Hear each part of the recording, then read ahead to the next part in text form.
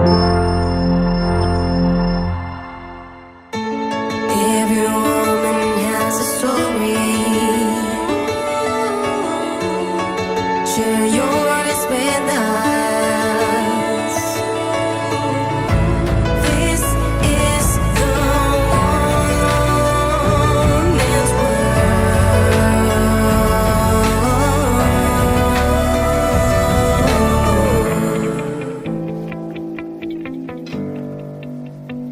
So success is 99% failure. Well, this is according to Japanese industrialist Soichiro Honda, a successful man indeed. You know, a single big win is often built on several losses, but who really wants to hear stories of failure? We all want to hear all those success stories, don't we? Well, there's always that ignored transformational power you will always find in failure.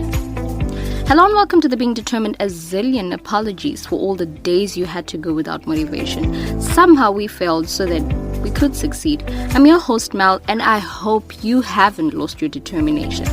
On today's episode, we're focusing on failure, not from the negative end, the kind which makes you drop the tools and walk away. We want to wear the determined being's lenses. Fail once, get those tools, try again, fail twice, an even better reason for you to just get up and redo. So failure is so efficient. It is somehow a very harsh teacher. It gives you the opportunity to right yourself. You learn from those mistakes and you move on. For anyone who knows how to ride a bike, at some point you probably sprained an ankle, maybe bruised a knee, but you still got up and tried again. Now you can ride. So if it works in such small things, such small scenarios, imagine what it can do to your dream. Wonders, if you ask me.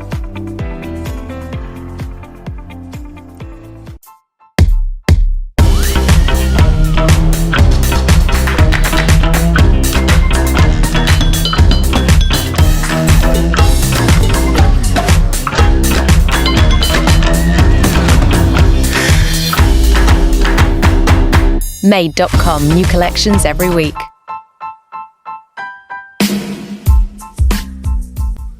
So the biggest enemy of long-term success is complacency. We all have had of maybe teams that used to be so great, maybe players. It's all history now. So failure is a wake-up call. It has this way of motivating you, keeping you hungry and very humble at the very same time. Once you face failure, it automatically becomes an enemy, That alone can help you get bold, move on with a lot of confidence. Nothing really, absolutely nothing can stop you. In case you won't take it from me, I managed to invite an alt technician, Kuzaisha Grace. Let's hope this conversation changes you. Oh, hey Kuzi, thanks a billion for making a date with us on today's episode. Thank you very much. It's my pleasure to be part of this episode. What does it feel like really to be a nail technician? Alright, being a nail technician is being this person who knows how to make people appreciate their own beauty. By that I mean enhancing the beauty in what could look best on a particular person. It takes a lot of creativity and a lot of research to end up being that kind of a person. On a typical day, though, it's having to convince people to keep on using your services, convincing people to try out new products, new things. Yeah. So could you tell us, what is that one thing you wish you'd known before you began your career as a nail technician? Hey, I should have known that it requires a lot of patience. Sometimes you meet difficult people who want their things the way other people do them. Of which people, there's so many ways of killing a cat and people do things differently. So it requires a lot of patience. Having to accept there are people who come with their own designs that don't exactly look the best, but because that is what they want, you just have to do that. Sometimes it's working with people who are not sure of what they want, and you have to convince them that to want what you think is best for them.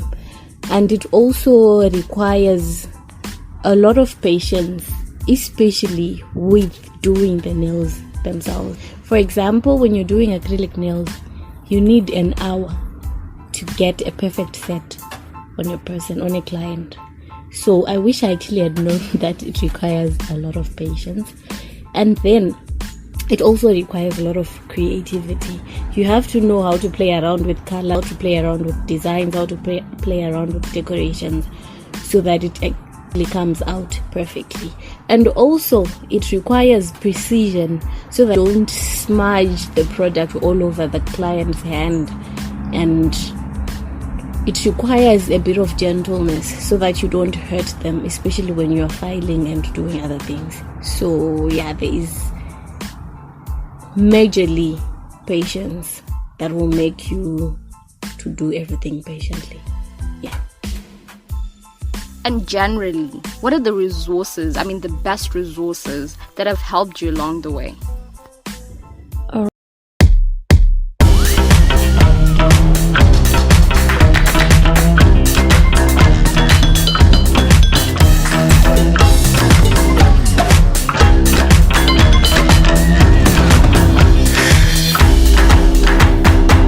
Made.com, new collections every week. Right. I would say the best resources that have helped me along the way are actually human resources, so to speak. I was taught by a friend to do nails, and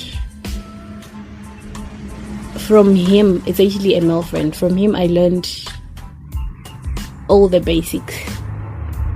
And practically I improved myself by working on people, charging them just a small amount of money so that I can get things done whilst perfecting my skills.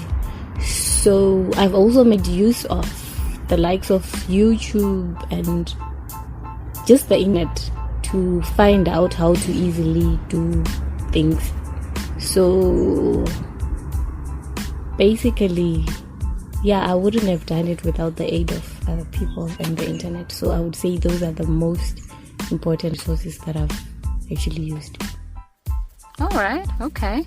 So I'd like to believe that we all have that one person we look up to, for so many different reasons. For every girl, for a particular reason, it's always their mum. So tell us, Kudzi, who are the 3 people who have been influential to you? Thank you very much. Definitely the person who has been the most influential to me is my mother, especially on the patience aspect. And she's always been that person who has encouraged me to try everything. Why I'm saying this?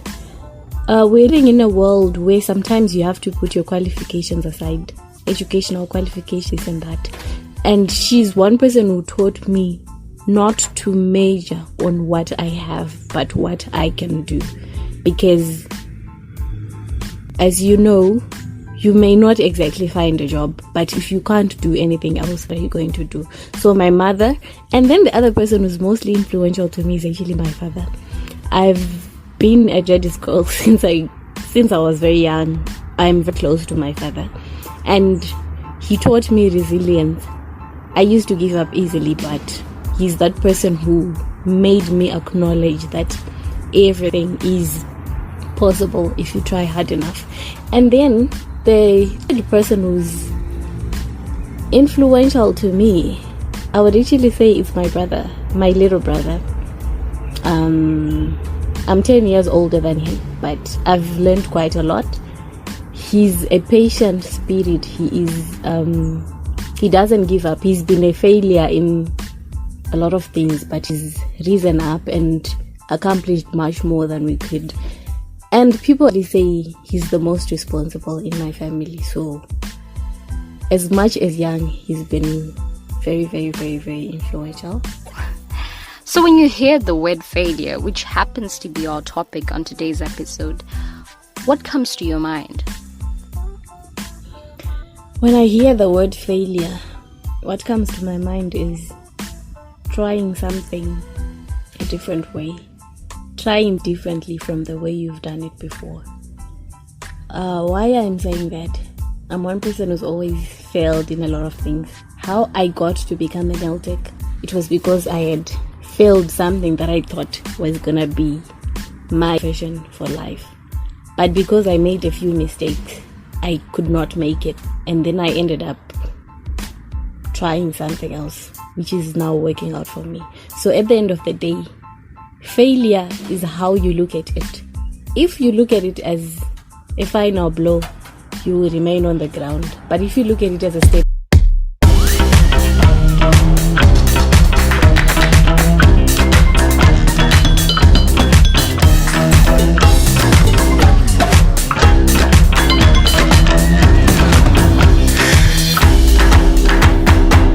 Made.com, new collections every week. stone, you may actually end up figuring out parts of yourself that you never knew. So yeah. Okay, before we go far, I need a balance. Are you saying there's a positive side to the failure that we both know? Something good can actually come from it? Alright, there is a positive side when it comes to failure, because sometimes you just have to look at the possibility of not being able to accomplish or do something as perfectly as you might have thought you would. So the positive side of failure is what allows you to keep on trying or to improve yourself so that you get the desired result. Okay, and do you mind explaining like how that happens? How?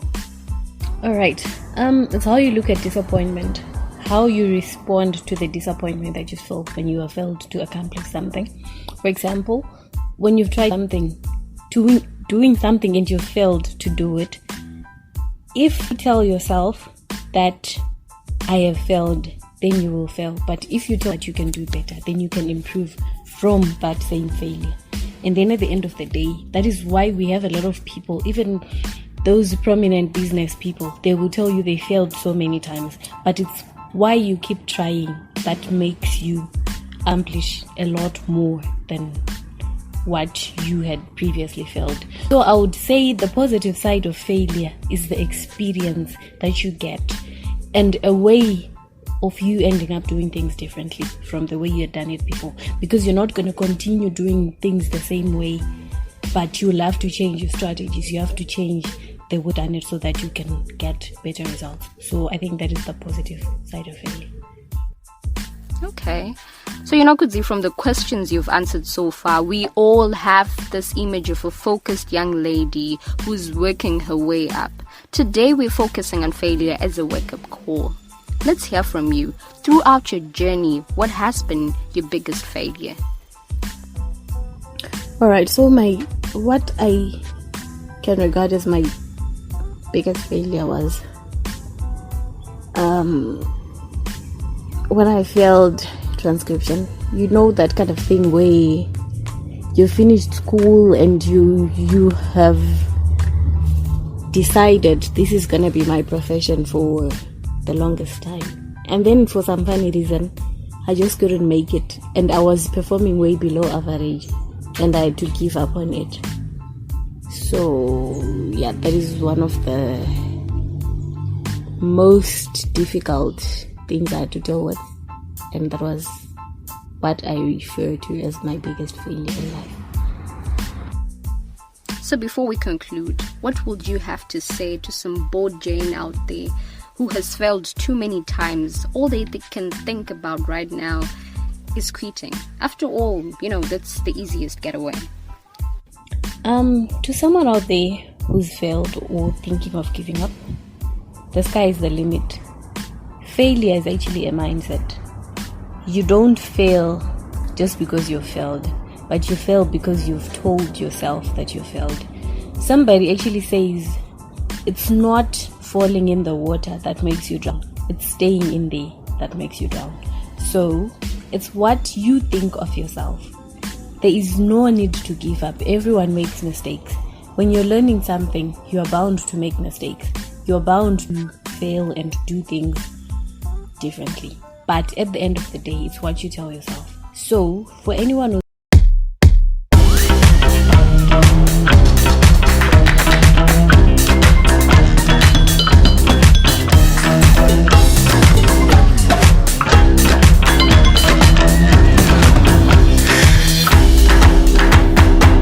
Made.com, new collections every week. was trying to give up, the sky is the limit, really. There are so many things out there that you can do, and you'd actually be surprised. For example, I didn't think I'd become a nail tech. I probably thought I was gonna do something else, something much better. But at the end of the day, it has made me discover myself. And I am doing something that I like doing, something that is paying me. So at the end of the day, failure is it. So never give up. There is no reason for anyone to give up. Thanks a billion for your time, dear. So, where can the listeners connect with you online? Alright, in line, I am Kudzi Grace, Kudzie Grace, and you can find me on Instagram also. It's _Kudzi _Grace _ Kudzi, it's Kudzie. Then it's _Kudzi _Grace _ That's my Instagram handle. Thank you very much.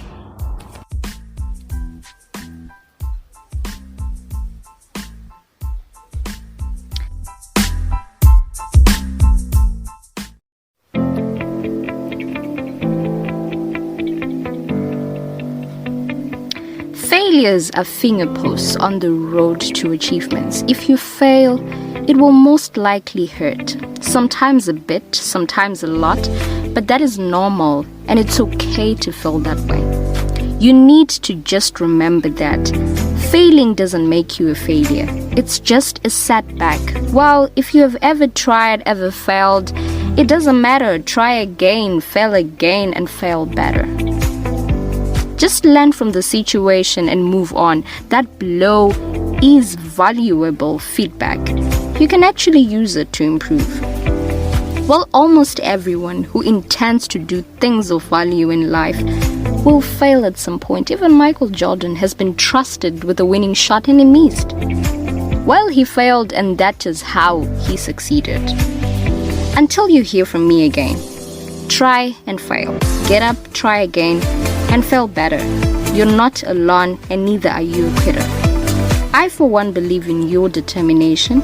Stay positive. Peace and love. Mel, signing out.